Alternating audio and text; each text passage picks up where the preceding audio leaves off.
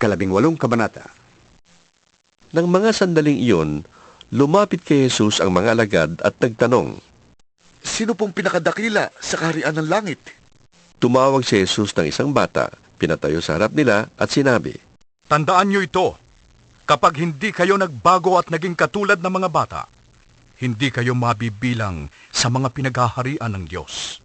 Ang sino mang nagpapakababa na gaya ng batang ito, ay siyang pinakadakila sa mga pinaghaharian ng Diyos.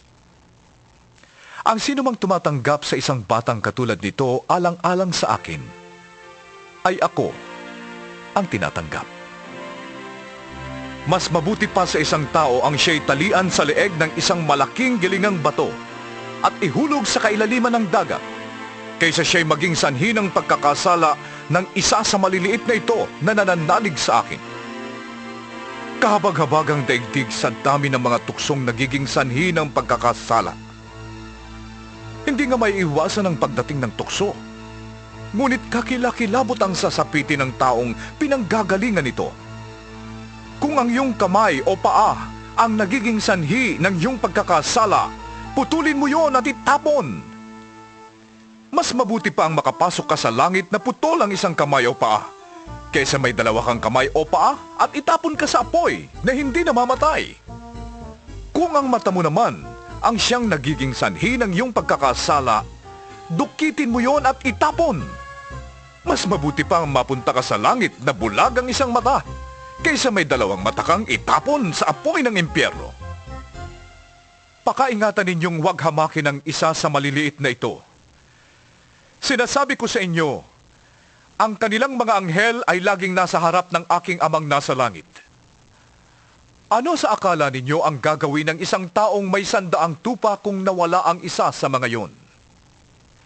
Hindi ba niya iiwan ang 99 sa bundok upang hanapin ang naligaw? Sinasabi ko sa inyo, kapag ito'y kanyang natagpuan, higit niyang ikinagagalak ang isang ito kaysa 99 na hindi naligaw. Gayon din naman, ayaw ng inyong amang nasa langit na mapahamak ang isa sa maliliit na ito. Kung magkasala sa iyo ang kapatid mo, puntahan mo siya at kausapin ang sarilinan tungkol sa kanyang kamalian. Kapag nakinig siya sa iyo, naibalik mo sa dati ang pagsasamahan ninyong magkapatid. Ngunit kung ayaw niyang makinig sa iyo, magsama ka pa ng 1 o 2 tao upang ang lahat ng pinag-usapan ninyo ay mapatunayan ng 2 o 3 saksi. Kung ayaw niyang makinig sa kanila, sabihin mo sa iglesia ang nangyari.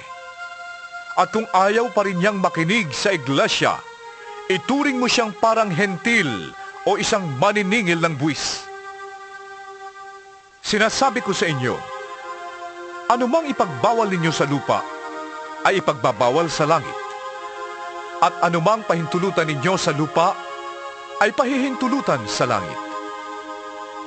Sinasabi ko pa rin sa inyo, kung ang 2 sa inyo ay nagkaisa dito sa lupa sa paghingi ng anuman sa panalangin, ito'y ipagkakaloob sa inyo ng aking amang nasa langit. Sapagkat saan man may 2 o 3 nagkakatipon sa pangalan ko, naroon akong kasama nila. Lumapit noon si Pedro at nagtanong sa kanya, Panginoon, ilang beses ko po bang patatawarin ang kapatid kong paulit-ulit na nagkakasala sa akin? 7 beses po ba? Sinagot siya ni Jesus, Hindi ko sinasabing 7 beses, kundi 70 ulit na 7. Sapagkat ang paghahari ng Diyos ay katulad nito.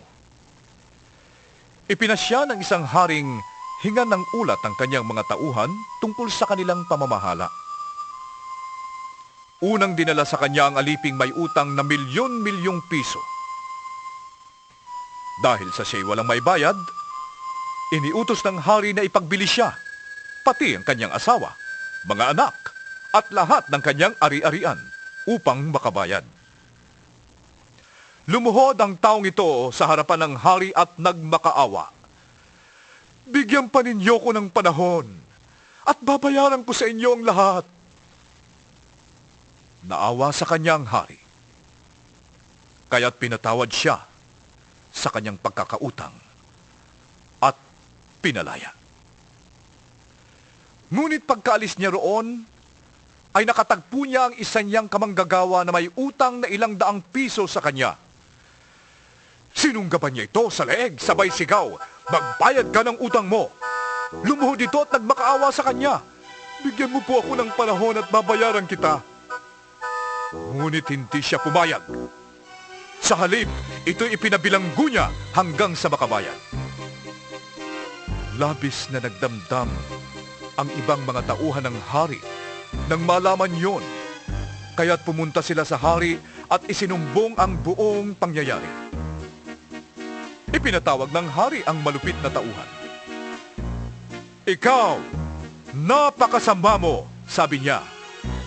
"Pinatawad kita sa utang mo sapagkat nagmakaawa ka sa akin. Nahabag ako sa iyo. Hindi ba't dapat ka rin sanang nahabag sa kapwa mo?" At sa galit ng hari, siya'y ipinabilanggo hanggang sa mabayaran ang lahat ng kanyang utang. Gayon din ang gagawin sa inyo ng aking amang nasa langit, kung hindi ninyo patatawarin ng buong puso ang inyong mga kapatid.